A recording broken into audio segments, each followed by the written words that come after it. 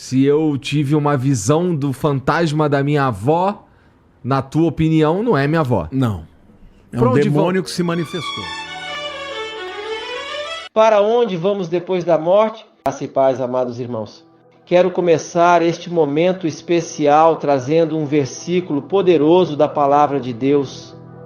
Porque estou certo de que nem a morte, nem a vida, nem os anjos, nem os principados, nem as potestades, nem o presente, nem o porvir, nem a altura, nem a profundidade, nem alguma outra criatura nos poderá separar do amor de Deus, que está em Cristo Jesus, nosso Senhor. Romanos 8, 38 e 39. Antes de mergulharmos no tema de hoje, tenho um pedido muito especial para você, nosso querido espectador. Se os vídeos que compartilhamos aqui no canal têm abençoado sua vida e você deseja continuar recebendo essas mensagens inspiradoras, inscreva-se no canal, ative o sininho para não perder nenhuma notificação e deixe seu like.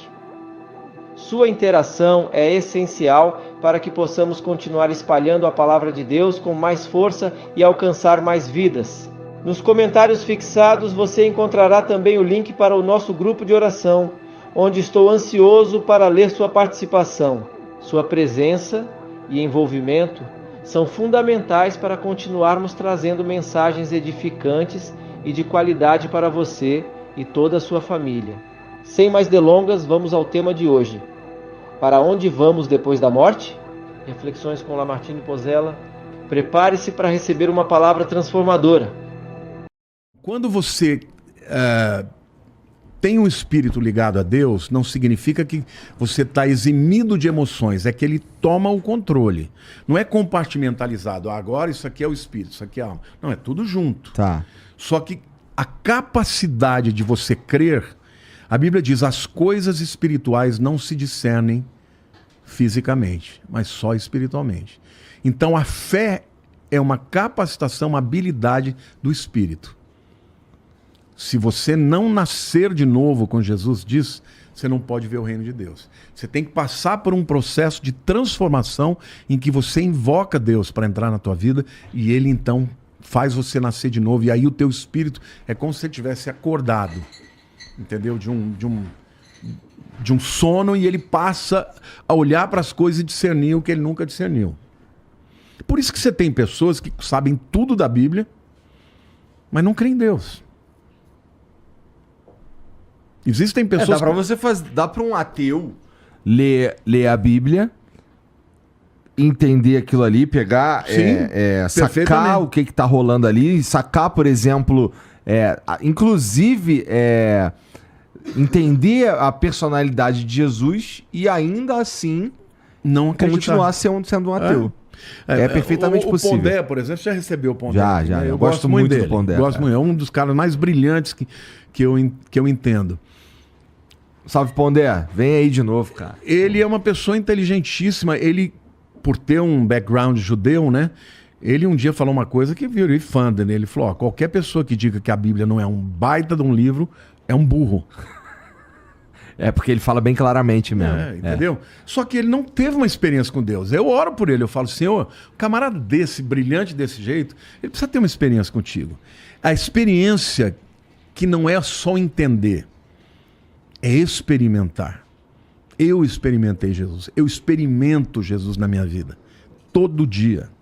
Todo dia eu falo com ele, eu sinto a presença dele. Entende? Isso eu não negocio isso. Isso daí é só para eu pegar aí o que você falou do corpo, da alma e do espírito. Isso, essa experiência, esse contato que você tem com o divino estaria associado ao teu espírito. É o espírito. É por isso que Jesus fala, se alguém não nascer da água e do espírito, não pode ver o reino de Deus. Tu acredita em fantasma? Claro, não. Você sabe que a palavra fantasma vem do grego também, né? Phantom significa o que se manifesta. Tá. Entendeu? Um fantasma, tipo um fantasma mesmo. Uma pessoa uma casa assombrada. Eu não penso que seja um ser humano que morreu. Eu penso que é um demônio. Mas claro que eu acredito. Acredito mesmo. Mas não acho que pessoas voltam. Tá. Não, então vamos lá. Se Se eu tive uma visão do fantasma da minha avó, na tua opinião, não é minha avó. Não. É Pra um onde demônio vão? que se manifestou. Pra onde vão as pessoas que morreram, então? Então, antes da ressurreição de Cristo, no Velho Testamento havia um lugar chamado Fazendo Sheol. um monte de perguntas que provavelmente tu vai ficar assim, caralho, que pergunta idiota. Não, são perguntas ótimas. É uma perguntas que eu recebo todos os dias. Todo mundo me pergunta sobre isso. Onde que as pessoas ficavam? Chamava Sheol. Jesus conta uma história, graças a Deus que ele conta essa história, de 2 homens. Um era um cara rico, mas maldoso, não tinha temor algum a Deus. E o outro era um homem muito pobre, mas que era temente a Deus, chamado Lázaro. E ambos morrem e estão no seio de Abraão. E aí Jesus vai descrevendo a história e fala que o rico estava de um lado morrendo de sede e ele vê o Lázaro e ele fala assim, pai Abraão, ele está falando, então quer dizer, tá próximo, ele consegue ver. Pede para o Lázaro molhar a mão na água e pôr na minha língua, que eu estou morrendo de sede. E o pai Abraão fala para ele assim, os que estão aqui não podem ir para aí e os que estão aí não podem vir para cá. Aí ele fala, então deixa eu voltar para a casa da minha família para eu avisar os meus irmãos. E o Abraão fala para ele, ele já tem as leis e os profetas. Está falando do quê? Da Bíblia. A lei é a Torá e os profetas é o Naviim. Né? No Velho Testamento inteiro é chamado de Tanar.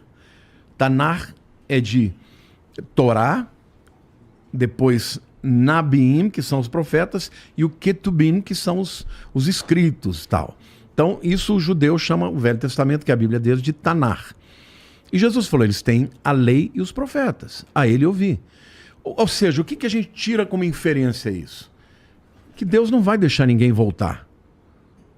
Não pode voltar. Então, quem é que aparece? São espíritos enganadores. Existem espíritos chamados espíritos de familiaridade. O cara acompanha a tua família gerações. Ele consegue imitar a sua voz. Não tem gente que imita a voz? Você não cansou de receber os caras que vêm aqui imitar? Oh, mas eu sou o marido aí, tá ok? Esse aí todo mundo sabe. Você imita também ou não? Não. Mas até que ficou legal, tá ok? Agora, o cara acompanha, ele vê a tua família, ele vê tudo que você faz, ele sabe dos seus segredos. Aí ele vai, entra num médium e conta o que aconteceu. Isso é o que a gente entende da Bíblia. Tenho super respeito, tenho amigos espíritas que pensam diferente de mim, mas na Bíblia a gente sabe que não pode voltar. Então, eu acredito que tenha os espíritos, fantasmas, mas não dos seres humanos. São demônios. Tá, não, meu ponto seria, se fossem seres humanos, se esses fantasmas, o que são? É a alma ou o espírito? O que tá no seio de Abraão é o espírito. É o espírito. Tá. Porque a alma e o corpo ficam enterrados, aguardando o dia da ressurreição. Tá. Isso é complexo. Porque alma e espírito, alma e corpo são físicos. O que é a alma, segundo a Bíblia? A psique. O que é a psique? A sua mente. O que é a sua mente? Resultado de interação de bilhões de neurônios que fazem sinapses e pensam. O seu cérebro ele tem áreas inteiras de memória, mas se você olhar fisicamente, se você tem uma pessoa que sofre um acidente, ela pode perder memória, ela pode perder a habilidade de fala, porque atingiu fisicamente uma área que era responsável por aquilo. Então, a alma, a psique, que é a sede do intelecto, dos pensamentos, do raciocínio, da vontade, é físico. Faz parte da natureza física. Então, corpo e alma, quando o indivíduo morre, ele fica debaixo da terra. O espírito é outra natureza, natureza espiritual, que é a natureza de Deus. Esse é eterno. Esse não fica dormindo. Entendi. Agora, o corpo e a alma vão ficar aguardando o dia da ressurreição, que a pessoa vai receber, né, novamente a plenitude de tudo. Bom, eu entendo, para aceitar isso precisa de fé. Total. Mas você concorda comigo que precisa de bem menos fé para acreditar em Deus? Bem menos.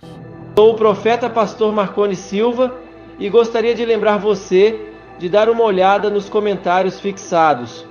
onde deixei o link para o nosso grupo de oração.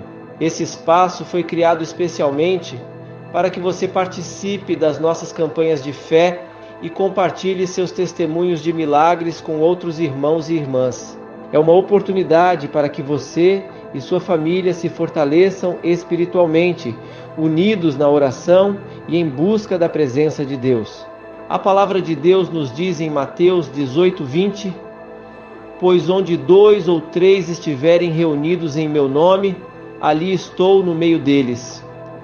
Fazer parte de um grupo de oração é uma forma poderosa de aumentar a fé e estar cercado por pessoas que confiam no poder de Deus para transformar vidas. Cada testemunho que ouvimos pode fortalecer nossa caminhada, e cada oração em unidade tem um impacto profundo no mundo espiritual.